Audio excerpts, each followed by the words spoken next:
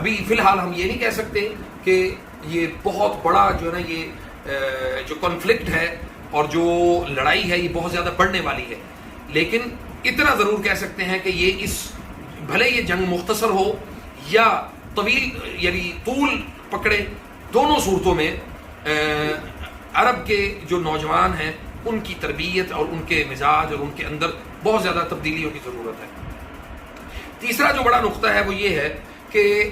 اسرائیل جو ہے وہ اپنے اس جنگ میں اس نے اپنے لوگوں کو تو جھونک ہی دیا،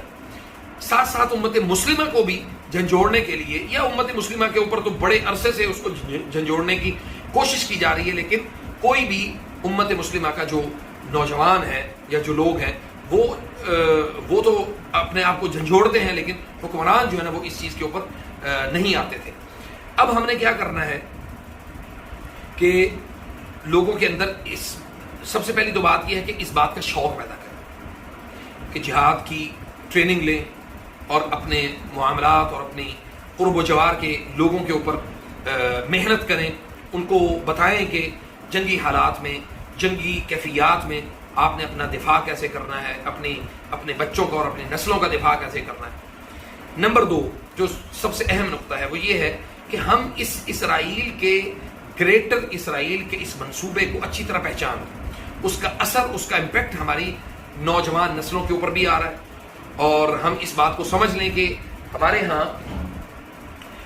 چونکہ اسرائیل نے تو اپنے آپ کو ایکسپینڈ کرنا ہے، بہت بڑا کرنا ہے اس کو، لیکن اس کے ساتھ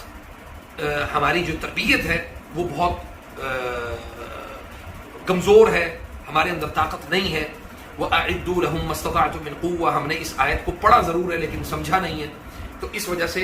مسلمان جو ہے وہ اپنی قوت کو زیادہ بڑھائیں، ایمان کو زیادہ بڑھائیں، جہاد کے لیے اللہ کے راستے میں اپنے آپ کو مضبوط کریں، اور اس کے ساتھ ساتھ جو بہت ساری ایسی چیزیں ہیں جس کے ساتھ ہمارا جو امپیکٹ ہے وہ نسلوں کے اوپر جائے، ہم نسلوں کو سمجھا سکیں کہ ہم نے یہ کام کیا۔